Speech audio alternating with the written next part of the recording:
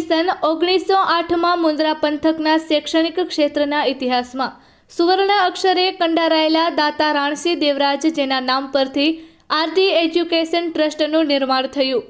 તેમના દ્વારા તે સમયે ₹5000ના અનુદાનથી શરૂ થયેલ સંસ્થા બાદમાં કુંવરજી નાનજી કેન્યા કુંવરજી બાપાના આર્થિક યોગદાન અને માર્ગદર્શન હેઠળ 117 વર્ષની શૈક્ષણિક સફર કાપી તાલુકાના બાળકો માટે ભણતરનો પાયો બની રહી છે। એક સદીથી વધારેની સફર દરમિયાન પ્રાથમિક માધ્યમિક કન્યા વિદ્યાલય બીએડ પીટીસી ઉપરાંત આર્ટ્સ એન્ડ કોમર્સ કોલેજ સુધી વિસ્તરણ પામ્યા બાદ હાલ આરડી હાઈસ્કૂલનું માળખું જર્જરિત થતાં તેના નવનિર્માણ માટેનું ખાતમુહૂર્ત મુન્દ્રા માંડવી વિસ્તારના ધારાસભ્ય અનિરુદ્ધ દવેના હસ્તે શ્રીફળ વધારીને કરાયું છે। પ્રસંગોચિત ઉદ્બોધનમાં તેમણે 8 દિવસ માટે અંતરિક્ષની યાત્રા માટે જનાર ગુજરાતની દીકરી સુનિતા વિલિયમ્સ જે સંગમથી ત્યાં 9 મહિનાનો સમયગાળો કાઢી નારી શક્તિથી જગતને પરિચિત કરાવ્યું તે ઉદાહરણ ટાંકી ભાવિ પેઢીના છાત્રોને તેમની પાસેથી ધૈર્યની શીખ લેવા અનુરોધ કર્યો। ઉપરાંત ટ્રસ્ટીઓને આરડી હાઈસ્કૂલના નવા સંકુલમાં આધુનિક સાધનો ડિજિટલ બોર્ડ વસાવી ટેકનિકલ કોર્સ શરૂ કરવા આહવાન કર્યું હતું। જિલ્લા શિક્ષણ સમિતિના ચેરમેન વિરમ ગઢવીએ ઉત્તરોત્તર 3 પેઢીઓએ શાળામાં અભ્યાસ કર્યો હોવા પર પ્રકાશ પાડી શાળા સાથેનો તે નાતો હજી પણ અવિરતપણે જારી હોવાની લાગણી વ્યક્ત કરી હતી।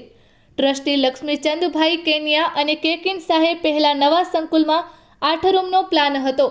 હવે વધુ જરૂરિયાત ઊભી થતાં 12 ખંડ બનાવવાના હોઈ શાળામાં શિક્ષણ મેળવી ગયેલા વિદ્યાર્થીઓ અને દાતાઓને યથાશક્તિ આર્થિક યોગદાન અપાવવાની ટહેલ નાખી હતી। વ્યવસ્થાપક સમિતિના પ્રમુખ ડાયાલાલ આહિર અને મંત્રી કિશોરસિંહ પરમારે પૂર્વ પ્રમુખ ધર્મેન્દ્ર જેસરની કામગીરી બિરદાવી નવનિર્મિત સંકુલ સમગ્ર કચ્છમાં શ્રેષ્ઠ બની રહે તે માટે પ્રયાસો કરવાની પ્રતિબદ્ધતા દર્શાવી હતી। પાલિકા પ્રમુખ રચનાબેન જોશીએ સૌને શુભેચ્છા પાઠવી હતી। કાર્યક્રમનું સંચાલન રાજીવ ત્રિવેદી અને આભાર વિધિ આચાર્ય સ્નેહલ વ્યાસે કરી હતી। બીજેપીના તાલુકા પ્રમુખ શક્તિસિંહ જાડેજા અને શહેર પ્રમુખ અરવિંદ પટેલ માનસીભાઈ ગઢવી ટ્રસ્ટની કારોબારી સમિતિના સદસ્યો તમામ શાળાના આચાર્યો અને વિવિધ ક્ષેત્રના આગેવાનો બહોળી સંખ્યામાં ઉપસ્થિત રહ્યા હતા। આજે મુન્દ્રા મધ્યે આરડી હાઈસ્કૂલ જે લગભગ 117 વર્ષ જૂની હાઈસ્કૂલ છે અને લગભગ 24,000થી વધારે વિદ્યાર્થીઓ અહીંથી અભ્યાસ કરી અને પોતાની કારકિર્દીના નિર્માણ માટે આગળ વધે છે।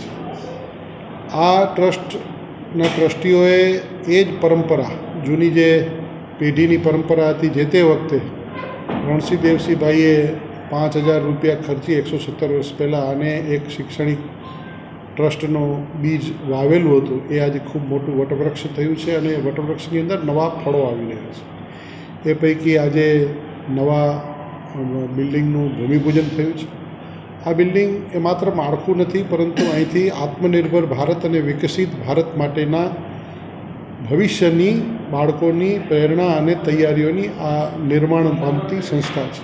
દેશના વડાપ્રધાન નરેન્દ્રભાઈ મોદી સાહેબે નવી શિક્ષણ નીતિ આપી એ નવી શિક્ષણ નીતિના માધ્યમથી બાળકો વિકસિત ભારત માટે આત્મનિર્ભર ભારત માટે આગળ વધે ત્યારે આ સંસ્થા પણ એની અંદર ખૂબ ઉપયોગી થશે કારણ કે આપણે એ નવી શિક્ષણ નીતિને એડોપ્ટ કરેલી છે અને એ નવી શિક્ષણ નીતિ મુજબ એ બાળકો આવનારા દિવસોમાં અભ્યાસ પણ કરશે અને આધુનિકતા પણ મેળવશે। સાથે સાથે આ વિસ્તાર એ ઔદ્યોગિક રીતે ખૂબ આગળ વધી રહ્યો છે કારણ કે માનનીય નરેન્દ્રભાઈ મોદી સાહેબ અને ભૂપેન્દ્રભાઈ પટેલ સાહેબના નેતૃત્વમાં ડબલ એન્જિનની સરકાર વિકાસના કાર્યોને સહયોગ આપી રહી છે ત્યારે આ વિસ્તારની અંદર ઉદ્યોગો પણ પ્રવર્તી રહ્યા છે। ત્યારે ઉદ્યોગોને લગતા ઉપયોગી થઈ શકે એવા સ્કિલ ડેવલપર્સના કાર્યક્રમો પણ આવનારા દિવસોમાં આ સ્કૂલમાં ભણાવવામાં આવશે।